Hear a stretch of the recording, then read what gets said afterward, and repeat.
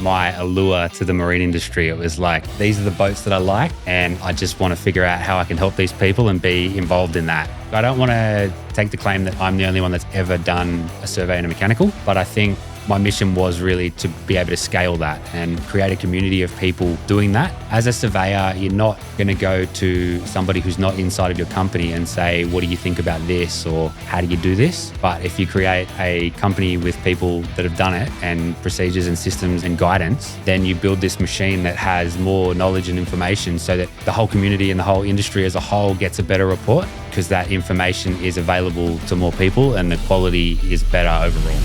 You're listening to the Rising Tidecast, the podcast for sharing the stories, the lessons, and all the good stuff from legends in the marine industry.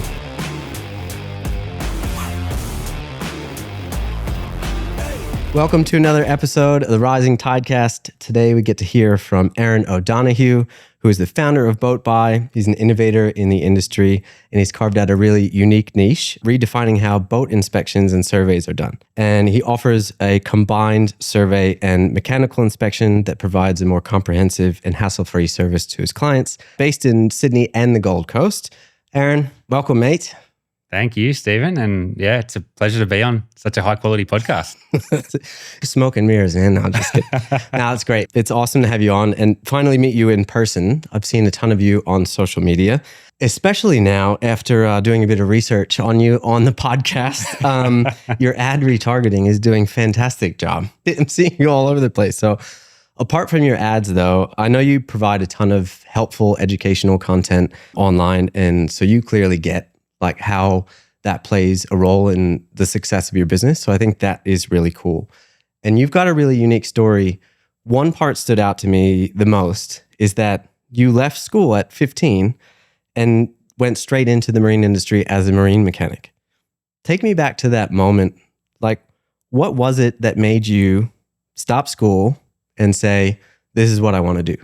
Yeah, sure. So look, it was a little bit like I got given an ultimatum. So I wasn't a big fan of being stuck in the classroom. And for me, the thought of another 2 years, year 11 and 12 at school, was a little bit like torture. So my parents said, if you want to leave, you can, but you have to have a job lined up. So prior to that, I'd done a little bit of work experience as a marine mechanic. So I'd sort of carved out roughly where I wanted to be. And then I had to do some cold calling. I found 3 local boat shops and I said, hey, are you looking for an apprentice? I'd already scoured online because I'm a little bit of a nerd at heart. I'd, pretty good on the computer. I'd figured out where all the job listings were and there wasn't anything quite close enough. So yeah, went out there and I ended up convincing somebody to take me on as a first year apprentice. The rest is history. That's awesome. I love your keenness in that stage. It's like definitely a sink or swim moment. What did you think from the taste that you had that career was going to be like back then when you first jumped in? I don't know if everybody feels the same way, but for me, when you walk down a marina arm and you have like a giant flybridge cruiser, with a flared bow, a flybridge towering over you, it's like an atmosphere. Like you think, firstly, who created this? Because I like them already. And secondly, who owns this? Because I want to be around those sort of people. So for me, that was my allure to the marine industry. It was like, these are the boats that I like. And I just want to figure out how I can help these people and be involved in that. In Australia, walking the docks here and stuff is a very cool experience. And then growing up for me in America, it's the same thing. You're out on the water. Like we had a little center console driving around New Jersey. And then you see these monster Vikings and Baylesses and stuff going out the inlet and coming back in. And I was definitely like, oh my God, like this is such a cool experience to see these, but then to get to fish on them is an awesome thing. When you got the job, what was the job like in reality, like as compared to what you thought it would be? I mean, I would have had a 1-week work experience glimpse, and that is probably the highlights. You do sort of think, hey, I'm going to be cruising around the harbour, I'm going to be on these boats. And it was that, but it was just the ratios of that were probably about 10%. And the other 90% was upside down in an engine bay or, in the bilge somewhere, slugging it out in the heat or in the rain. But with that being said, it taught grit and perseverance, right? Once you've done that, anything feels easy, so to speak. Oh, especially in the Sydney summer heat. Like it takes a special passion to stick with it since you're 15, I think, for as long as you had doing that. And the marine mechanics that I know, they just absolutely love it, because from an outside perspective, it could be on that show, like, what is it, The Worst Jobs or something like that, that what I forget what the host is, but from the outside, I think it looks like not as glamorous unless you really love it. So how did it change your view from what you thought it was going to be to then after that honeymoon period was over and you're a couple years in at that stage? So I think your perspective on what's actually involved with running a boat changes. When you've done, a trade as a marine mechanic, you realize all the extra bits and pieces that go into it. And that's not just the mechanics. There's shipwrights, there's yards that do anti-foul, there's painting, there's cosmetics. So yeah, it definitely increased my awareness of how serious it is to own a boat, but it definitely didn't, take away from any of the enjoyment and the love of being in the industry. There's nothing better than pulling up in a bay and you see somebody that that you've done some work for before and they're enjoying it just as much as you. I think the longer you're in it, the more enjoyable it becomes. And so what was next? Like, how did you get to where you are today with Boat Buy? There were moments where I was a little bit stuck. I thought, what's next in the career? You do see people in all different areas, all different careers that started as marine mechanics. So it was really just figuring out where I wanted to go. The way I got there was by taking the risk and saying, hey, I'm going to get there. And now I need to work back and figure out how to get there. So I started off by doing mechanical inspections, but then I thought, from the customer's perspective, I'm really probably only doing half of it. How can I incorporate the whole thing? What would I want if I was buying a boat? I'd want to know every single thing that I possibly can in a reasonable amount of time. So then I went and got the diploma in marine surveying. And then once I'd sort of tied those two together is when it really just took off. I just went all in. It started as a side gig. And then once I did that, it took off and there was no time for anything else but thinking about surveying and business. And it's awesome when you find something that just all of a sudden you're doing one thing and then you find the one thing that really makes you happy and is a great market fit. And then you can't help its success. It sounded to me like there was a point in this journey where you changed your vision. Like your vision was always just enjoy this job. But then all of a sudden you started thinking about the customer more, which sounded like that helped you develop your offering. Was there like a moment in your career, the light bulb moment, if you will? Look, I think I've always been in my head calculating, what business am I going to start one day? And as a marine mechanic, there's a lot of enjoyment in fixing something and you start something, you fix it, and then you get that enjoyment of it's all finished. But sometimes it lacked talking to people. So you might be a mechanic that's working on something and then your boss goes and sends them the invoice and deals with the customer. I really like engaging with other people and, I think it can be something that's quite joyful in life. So that next level was combining the two. And that's sort of how it got to surveying and dealing with people and all that sort of thing. Yeah, it would definitely be a bit lonely in an engine room all day and not really speaking to many people. What motivated you to then say, okay, this is what I'm going to offer now? Like, what were the iterations of finding this sweet spot that you're at now? Truth be told, when I first started, I was like, hey, I'm going to be a boat buyer's agent.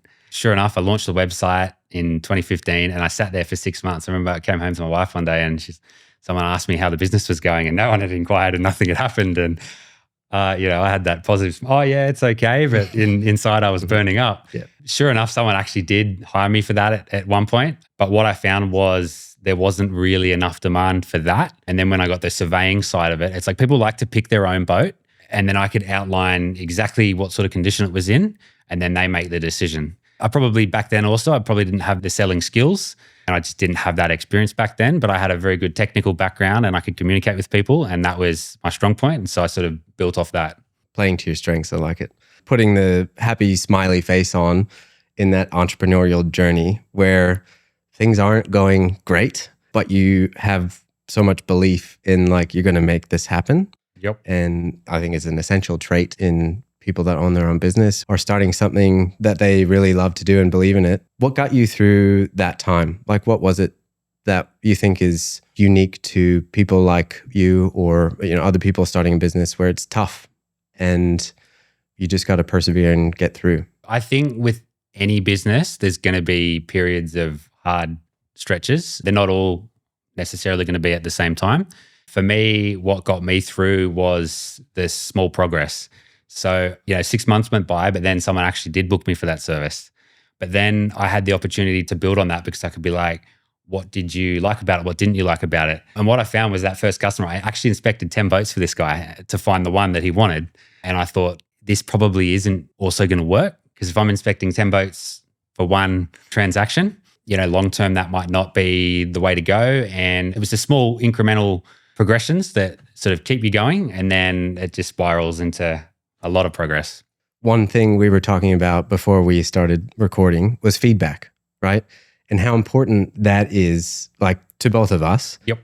The feedback, not only from the customer about what they enjoyed, but I think feedback internally, instead of just like grinding and saying, well, I'm going to do this is what I'm going to do, taking the time to step back and ask for feedback, but also like see if you're enjoying it or if it's going to work out as a business. That's something that's, I think, really important in growing like a business that people love dealing with, actually. You're very into tech, which Absolutely. I love. So am I. We could probably nerd out on an entire podcast about tech stuff, but I know you developed an app that you use constantly. What is it and how does it help you and how does it help the customers that you deal with? Yep. So it's basically just an iOS app, and it's designed to systemize the process of report writing. When I got to a point where I was flat out myself, I thought, I do actually want to scale this one day, but how do I set up the system so that if I hire somebody, they can do an equally as good report as me day one? So the app basically just automates that. It gives you a checklist. When you're doing a survey, there's a lot of distractions. So you'll have a buyer, you'll have a seller, you'll have a slipway. Sometimes you can have a breakdown. It's like having the key points so that you've always got that checklist to go back to as well. And it also helps with arranging the report. So photographs, I believe that having a lot of photographs in a report, like if you've got a problem with something and you want to see what the problem is and you can take a photograph of it, I think it should be in the report, because it's a lot easier to look at a photo than to explain something to someone. So it helps with all of that. And it also just helps with sort of having a library of everything. I've got every report I've done. There's thousands in there. If someone calls me tomorrow, you did a boat for me 2016, I can jump in the app, load it up, and hey, bingo, there's the report. Talk about saving time too, searching for things. Yes. Wow. I had an experience with a car mechanic. Similar, had their own app. I don't know if it was one they developed or not, but man, that's the only time I've dealt with somebody with an app like that, where you take your car in for an oil change, right? And then they do the oil change. They don't charge you for anything else, which I loved about this mechanic as well. But also you get a report on your car. They went around the whole thing, did this whole inspection for you. And like, yes, I know it's a sales tactic. I know it's like a little bit like scary, like, oh, do I want to know that stuff? Yep. But man, talk about peace of mind. And then also talk about like understanding what's to come as far as maintenance and the value of your car. It was like photo, description, red light, yellow light, green light. And it was like the best. I loved bringing my car to and spending money with them just because you feel like you can trust them because everything is out in the open and they're not like asking you to do more than you should, because the profession of mechanics, right, is largely understood by the majority of people that own something with an engine, right? So I think having that app and just being transparent and doing those detailed reports, it's such a cool, great thing for boat owners and people looking to sell or buy their boat to give a fair value and an overall view of what's wrong or what's great about the boat. Yeah, absolutely. And it also speeds up the process too. So by having it all there and you're doing it in let's say you're waiting for a boat to get slipped, you've got time to fill out some of that report. You're not just sitting there eating a sandwich. Well, you might be doing that as well. You can.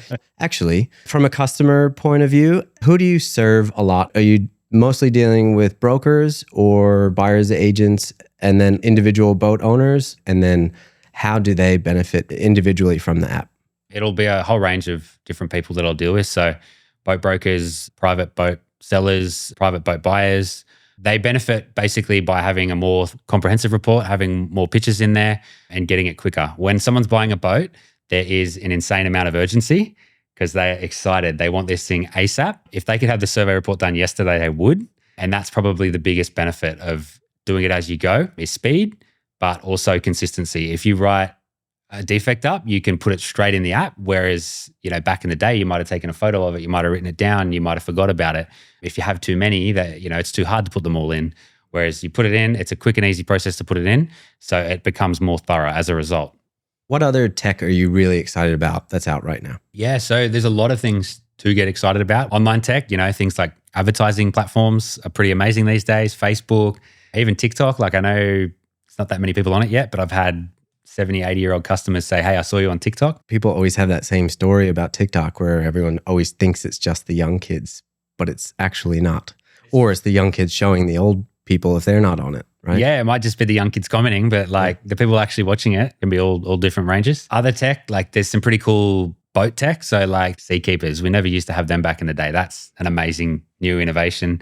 Even just like autopilots that can track a plotted course. Yeah. Fleur, like I don't know if you've seen some of the thermal imaging stuff, but nuts. Oh, it was at the Ray Marine stand just at a Sydney boat show, and they were like, I've been on boats with them out to sea and stuff. It's a game changer, especially when one doesn't have it and you're with one that does. Yep. You're in the front when you're leaving before the sun comes up. Yep. And night and day. It was so funny at Sydney boat show. Liza was there, was Ray Marine, and like you could see who's like sitting in the windows at the pubs so far. Like some of their technology is so cool. I love it.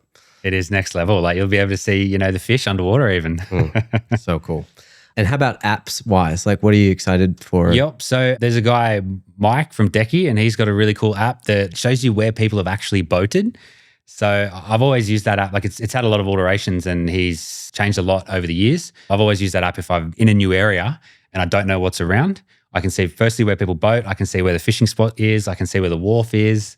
That's a pretty cool app. It does have a lot of integrations like weather and stuff too. So, old weather apps are starting to become not required. Right. Another app that I use a lot of is just Navionics. If you don't know Navionics, it's a navigation app. It's basically like GPS for a boat. It gives you speed. It can plot courses for you. Same again, if I'm in a new area that I've never driven a boat before, it can plot in the markers. It can give you a total time it takes to get somewhere if you put the speed of your boat. This is all stuff that we didn't have 10, 15 years ago. Pretty amazing. It is so cool. We had that the other day. Friend Stubbsy, where they were delivering a boat from Newcastle to Sydney, and I was supposed to go out and film with the drone when they got, and was getting screenshots from Navionics of like plotting the point to the Sydney heads, and it was spot on. Like, yeah. 5:06 p.m. Sure enough, there they are. Like it's amazing. Like for many aspects, it's very, very cool. Absolutely. Do you use Decky in the work that you do every day or apps like that? Is that a thing? Because you're out on sea trials and stuff, right? Yeah. So probably more Navionics. I'll use Decky for weather, but Navionics, so I know how fast the boat's going. So every time I do a sea trial, I'll bring the boat up to wide open throttle and we'll get a top speed and I take a screenshot on Navionics.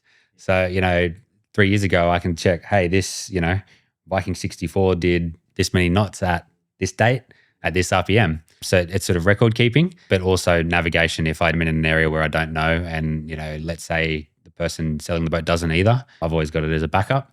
The only other time I've used it was, early on in the days when I brought a boat back from Melbourne once. The whole time it was Navionics on iPads and it worked amazing. Anything that gives you more confidence when you're out there as far as like, I'm not going to run into Bommy or some other crazy obstacle I don't know about, goes back to what you do, right? The more confidence you can give people in their boats, in their boating journey and buying their boat. I'm always trying to find out too, confidence-wise of like, if you do this marketing, if we make this content together, this is what I know to be true. And people love that. That's part of the whole, I think, recipe of finding your offering is finding what works and then making it, I guess, something that people love and benefit from. Absolutely. And that's another thing with tech. Through marketing, you can test offerings and you can see how much interest you get for them. And then if it's a go, you can scale into that as well. Speaking of content, I can tell from your content that you really understand your customers like we're talking about and what they want and deliver a lot of your content on that. I know you have a pretty large following on Instagram and YouTube and stuff. When you first thought about making content for the business, take me back to that time. Like what was it that drew you to putting in the time and effort to do it? And what were you looking to get out of it? I think it all started with online SEO. So you start with written content and then it sort of transforms into video content. The goal was just to get brand awareness and to help people. I suppose when you're marketing, you want to define your audience. So the biggest takeaway that I learned relatively early on was how can I put out a piece of content that somebody with a boat would only watch? So that way you're then defining your audience and you can keep marketing to them. If it's too broad, like I remember an early campaign that I did like 2015, it was like a confused baby. And I thought, oh, surely someone will watch that, but it had nothing to do with boats. And it's like, it was a complete flop, that campaign. You would have been better off with just a high-end boat and it would have got more engagement. Yeah, it's such a great start to your journey that most people take a really long time to get there, because I find that we a lot of times make content that we want to make or that we would watch. But putting your client first and the people that own the boat and the people that you want to help, which was a big key thing there, and educate, bit of entertainment as well. Thrown in the mix is never a bad thing, but having that target client in your mind every time you create a piece of content is such a great thing to do. Was that just natural? Like, I mean, from what we talked about before, you're very interested in people and the people that you want to deal with and stuff. So it seemed like a very helpful guy in general. So is that something that you come up with, or did you see that somewhere? I think it goes back to what you were talking about before about feedback. It's finding what people like, thinking about the questions that somebody asks you on a survey, and then answering them in video content. Sure enough, you start to see a trend there. There's only so many questions people ask you, and that's all your content ideas. That's perfect. Are you sure you don't want to go into marketing? That's literally like the best formula. Like, you have something for every single part of your sales journey. You have all the FAQs that you could ever need. It's just such a great way to provide value that people actually want to watch because they're actually asking the questions. Not a hard concept, but not done, I think, to the scale that it needs to be for some businesses. I will say, like, I don't want to take all the credit. I didn't just stumble across it. I do, vigorously read on topics that I like, marketing, psychology, other successful business owners. And then you'll take pieces from another industry and you'll try them out in this industry. And it's fun. It's enjoyable. It is great. I love experimenting too with it and seeing what sticks. When did you start doing it? And then what's the impact that you think it's had on your business as far as creating content consistently over the years? Creating content is the best thing I've ever done for the business because it's at scale.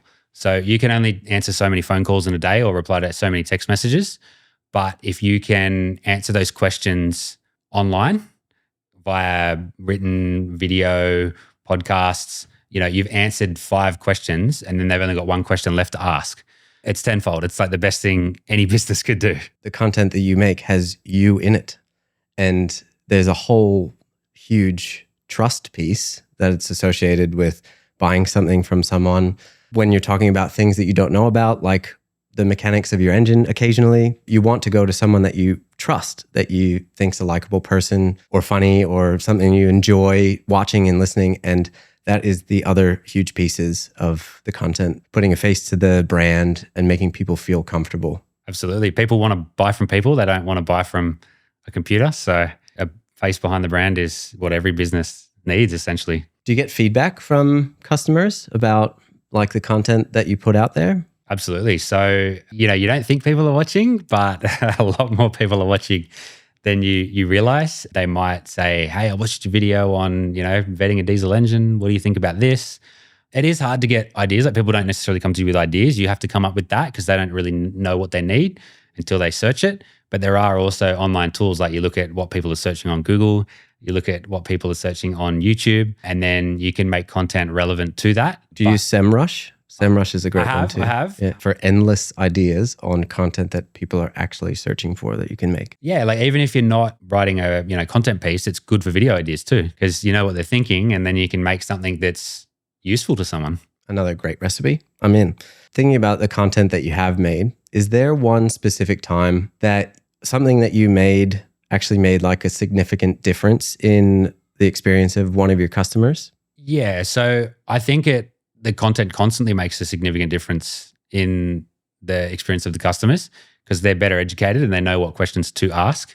I get a lot of small comments thrown in all the time, like regularly, like weekly. So like someone will weekly say, I saw your Instagram post or I saw your video, but I don't necessarily get someone say, I saw your video, but I didn't buy that boat because of your video or that sort of thing. Like they learn from it and they ask the right questions. So with that, there is a little bit of privacy involved when you're surveying someone's boat.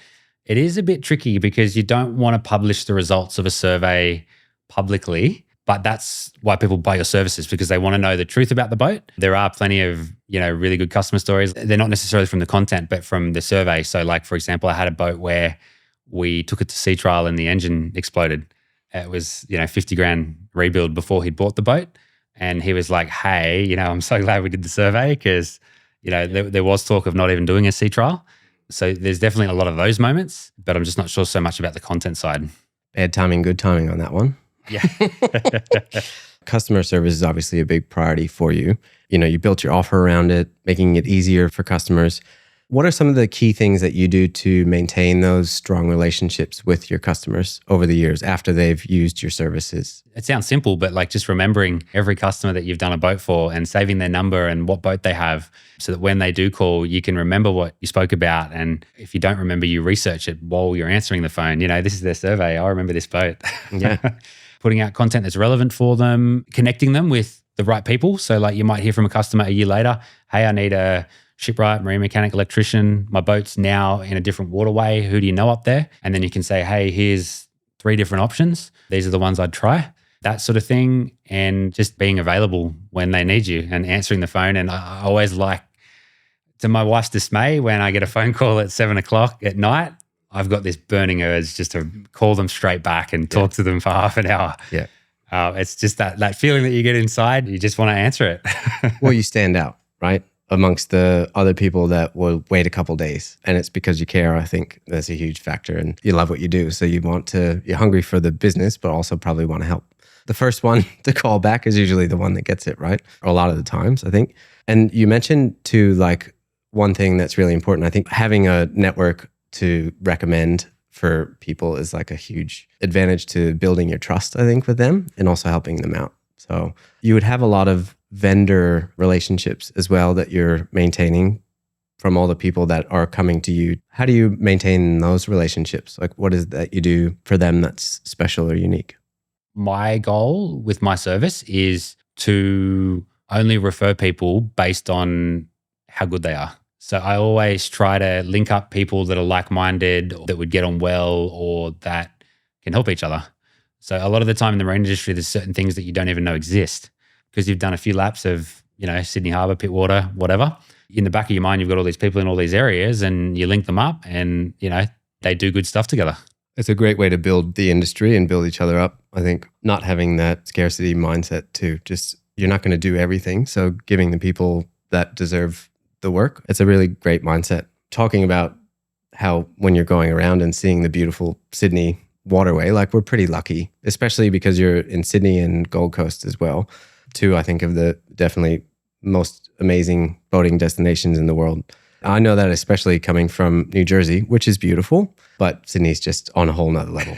Like it's silly how beautiful it is. So for those not lucky enough to have visited our waterways here yet, what do you think makes Sydney such a special place for boating to you?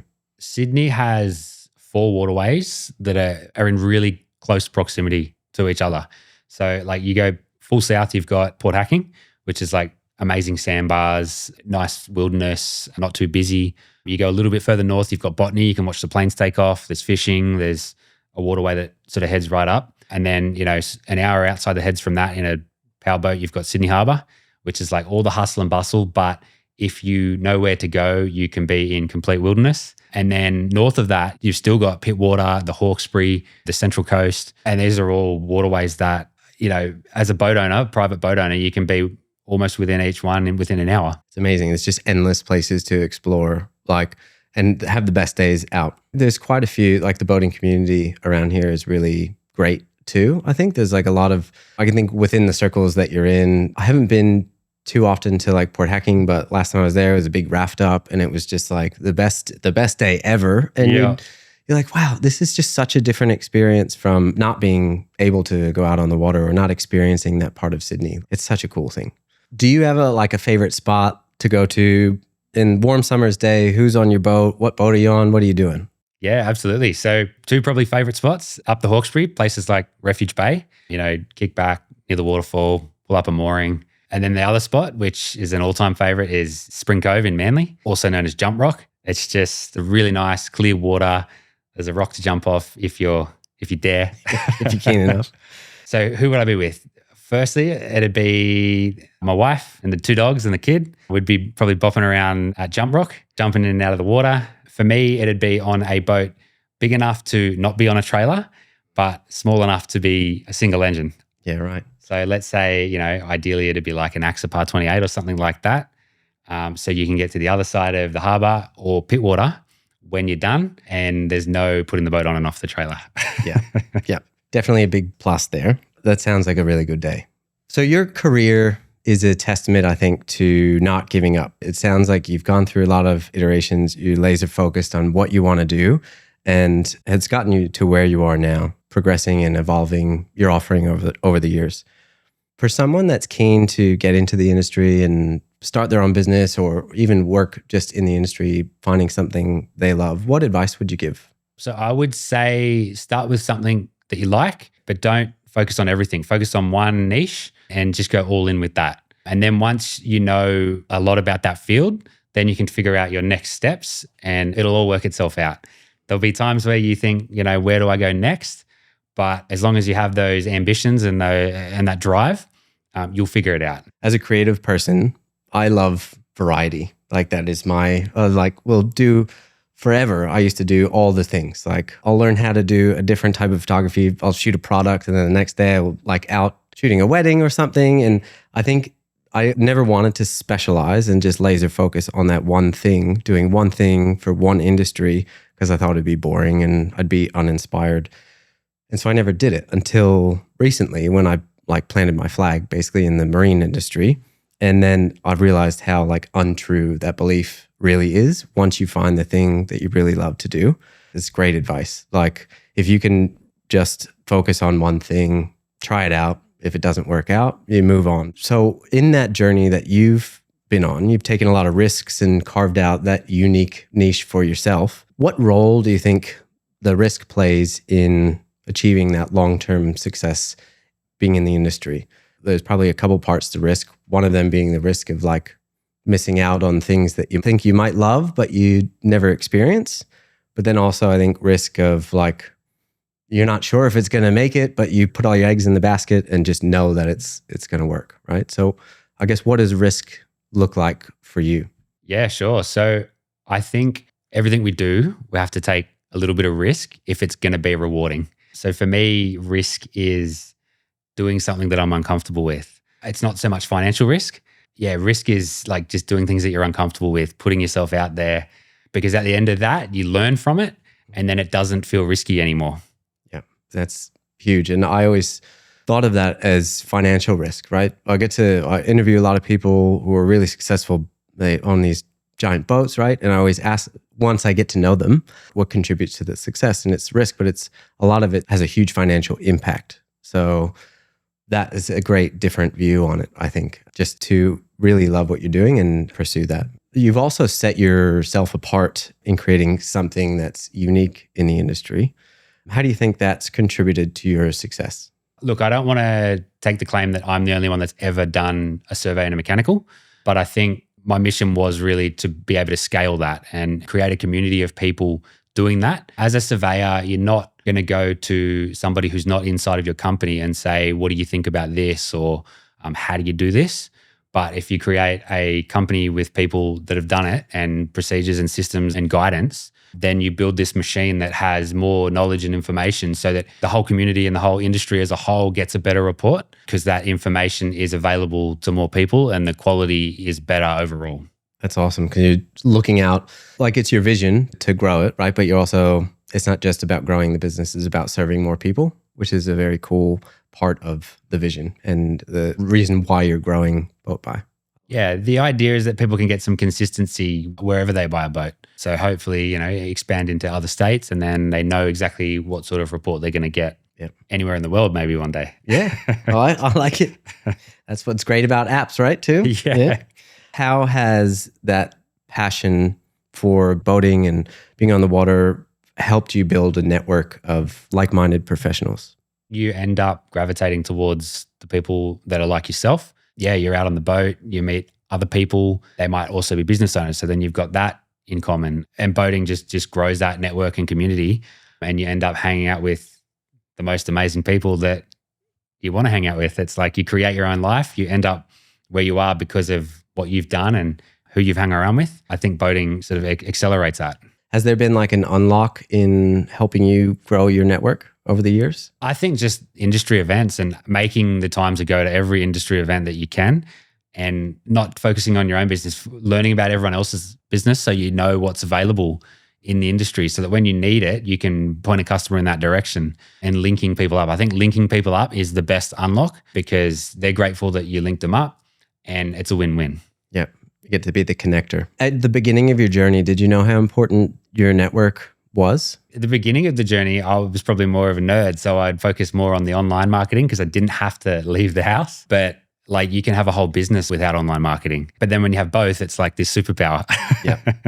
Yeah. I find every time when I'm in here editing in the studio for like a few days in a row, I'm like, this is not helpful for the business at all. It's great to have content to get out there and show your face online, but man, like building those relationships and being top of mind because you had a connection with somebody in real life in the industry is, I think, one of the best assets for the growth, at least for my business in the last few years. It's like just developing those relationships, and you have to be out there doing it, not behind the computer making your ads and stuff like that, although it's important.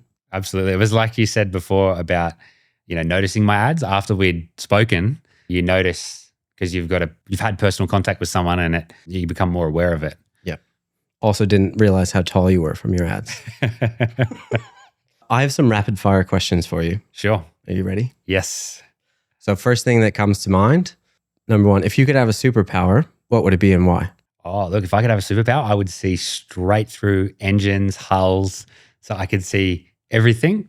And the reason why is because you could write the most amazing report and you could save so much time diagnosing and pinpointing things. It would be like incredible. You would be the number one person recommended for in the entire world. There's your worldwide strategy. You just got to figure that out. What's your favorite boat you've ever worked on and why? I've always been a big fan of Maritimos. So like in my head, the dream is like an M48 flybridge from like '07.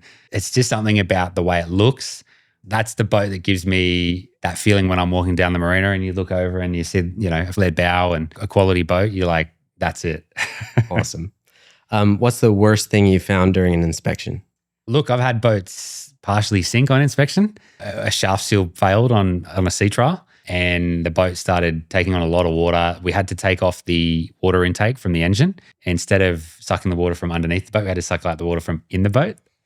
So the water in the boat was cooling the engine and then getting pumped overboard. We got it back and, sure enough, they slipped it. But that was probably the worst thing that happened on an inspection. Definitely not something you planned for. Do you have a pre-survey ritual or habit that you always do? So I like to know, buyer and seller's name. I like to look up the boat. One of the most useful things I can do is have the service history, but that's not always available. But if I've got the service history, I can see what was done when, and then I can sort of get my mind working already before I'm there. Preparation. Preparation just makes you feel, makes things feel easier. Oh, 100%. I feel like it's the same answer. What's the craziest thing that happened during a sea trial? Is that the one? Oh, no. Like It's a crazier one. All right. I've had lots of crazy things happen. So like I think probably the craziest thing was when that boat engine blew up. And the only reason it was so crazy is because the seller of the boat wasn't there. So this was an early learning for me. Occasionally you'll have someone and they say, I'm too busy to do the sea trial. You just take it. So the buyer was there and the buyer was driving, but a lot of questions were asked afterwards. What did you do to my boat? Now, we didn't do anything to his boat. What happened was that when the engine got stripped down, it had a water leak that was leaking water internally into the engine, and it just happened to fail at that point. But it was a double-edged learning because you don't want to be in that position where they say, what did you do to my boat? You'd rather they're there and they see what's happened because it can be pretty stressful explaining it to someone.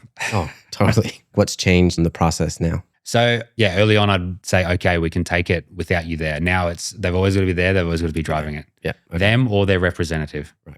What's the strangest client request you've ever had? I haven't really had anything that crazy, to be honest. It's got a good filter. Yeah. If you consider it strange, like in my mind, strange is not putting a boat in for a test run. Yeah. That's not strange because it's convenient, but it's strange if you want a thorough report. Yeah. What's the wildest thing you've seen on a Sydney waterway? We'll include Gold Coast as well, because I've done a few shoots up there recently, and it's very different from what I'm used to in Sydney. Yeah, look, just a little bit of nudity, really. Like Yeah, I okay. try to keep it pretty tame and Yeah. keep myself out of trouble, so I don't see too much. Not on the Bucks Party weekend boats or anything. Yeah. But yeah, there's some pretty good parties out there on boats, put it that way. Yeah. What's the most challenging engine room you've ever worked in? Oh, geez, there's a few. Boat engine rooms are not built for hanging around and having a lot of room to move and stuff like that. Yep. So in that 30-foot range, when boats have 2 engines and a generator, the engine bays can be pretty tight. I think the model that comes straight to mind, it's either a 4-Winds 328 or a 318, and they've got a hatch that you've only got access to one engine. You've got to unbolt it all and pull this whole engine hatch out just to see the other side of one engine and see some of the generator. That's probably the tightest. But with that being said, you can still get on a big boat that's just got lots of stuff jammed in there and it's really tight. Yeah. And you're not a small guy, so that doesn't help anything. What's an app you can't live without? Look, probably, I know it's not self-promoting, just the mail app.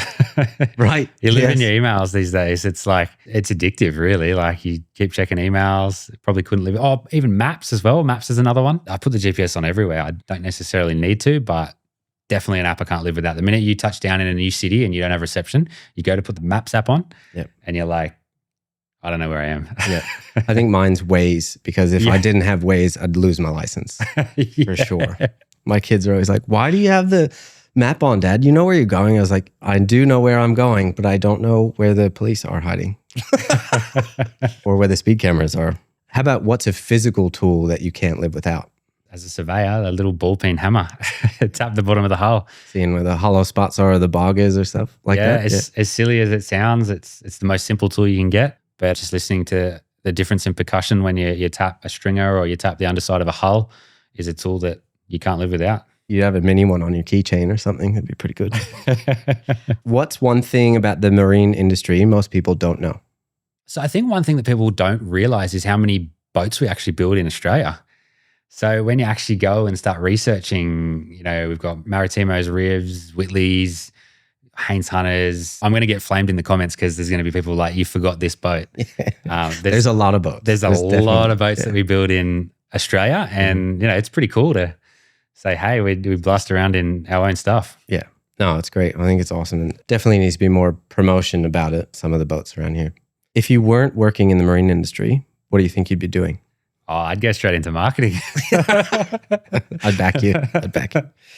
If you could go back, what would you tell 15-year-old Aaron? I would say, don't give up. Like, not that I did, but the marine industry will be good to you, and you'll make a good career out of it, and it'll be an awesome lifestyle. I remember finishing the apprenticeship. Once you've done your apprenticeship, you're sort of there scratching your head. I remember thinking, oh, should I go to uni? Should I do this? Should I do that? I'm glad I didn't. Yeah. Yeah, it's good when we find the right path. And you learn from whatever you're doing before you get to where you are supposed to be, I guess, at the time. But yeah, I know like all the things I've done before getting to this place in my career, like, I didn't always love them, but I'm thankful for them at what they taught me to get to where you are now. Like you wouldn't be doing the same work you're doing without all the learnings from all the different kind of jobs and careers that you've had. So what's the best piece of advice you've ever ignored? So I suppose the best advice that I didn't take was early on. It was just me for a long time. Like I didn't hire anybody. And when you do hire other people and, grow the team, it's one of the best things you can do because you get other people's perspectives and, the whole system grows as a result. And you also get to be around other people. Yeah, that's a huge benefit. Just the conversation, let alone like being able to grow. You can only do so much yourself. That's actually something that I definitely heard a lot, but hadn't, I guess, actioned it until recently. And it is so different. Like I couldn't do this podcast if it was just me. I couldn't do a lot of the things. Was there a reason why you just wanted to be yourself? Look, I was just scared to hire other people and give it a crack. But I think, hiring other people and growing it is the best thing you can do. It's stepping out of your comfort zone. The best thing to do is just push yourself every day, and then it doesn't become scary anymore. Yeah, I love that. Who is it that generally reaches out to Boat Buy? I do get a lot of real estate agents they're an example of someone who have been dealing in transaction type businesses, and they definitely see the value because they would have seen where a good, building and pest has saved a lot of money. I've even had boat brokers hire me for them when they're representing other clients. So essentially buyer's agents. For me, that's like, oh, wow, I'm flattered. I'm stoked that you hired me. And then also just the general population. It's really cool seeing people have success over the years. So like I might not see someone for 3 years, but their business has doubled and now they're getting a 50-foot boat and they started on a trailer boat.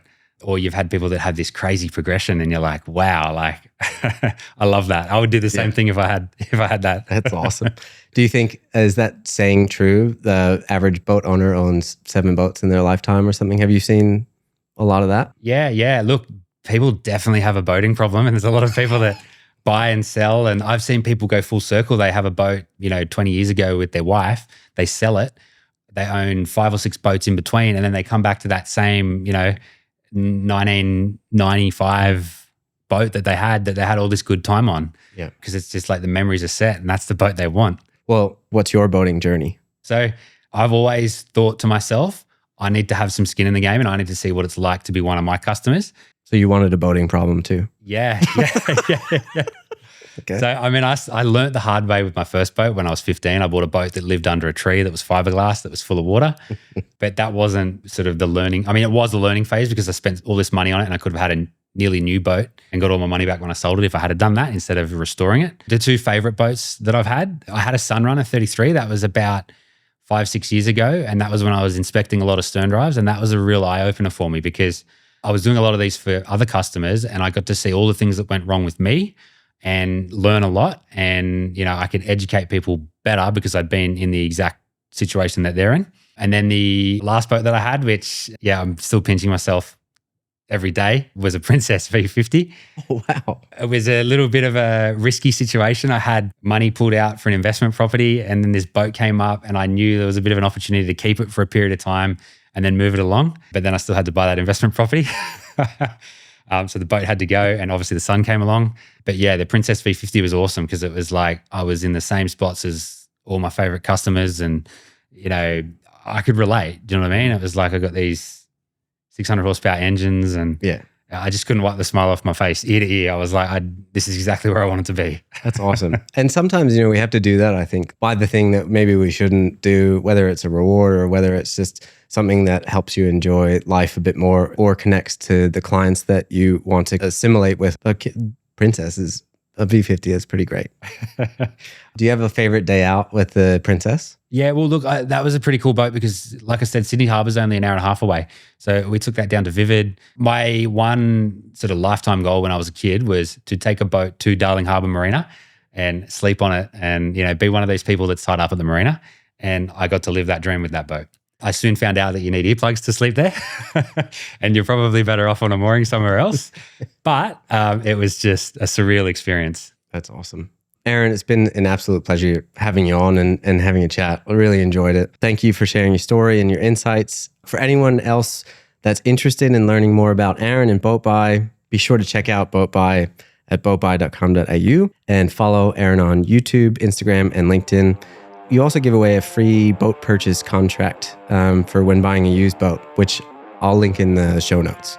So thank you again, Aaron. Awesome. Thank you so much, Stephen. I'm forever grateful for this awesome experience and opportunity. You've got an amazing setup and an amazing podcast. Awesome. Very cool, buddy. Thank you. If you enjoyed today's conversation, don't forget to subscribe and leave a review and share it with someone who you think would find it inspiring or valuable. And if you know someone in the industry as awesome as Aaron, send them my way, share it with them. I'd love to have them on. Catch you on the next episode of the Rising Tidecast.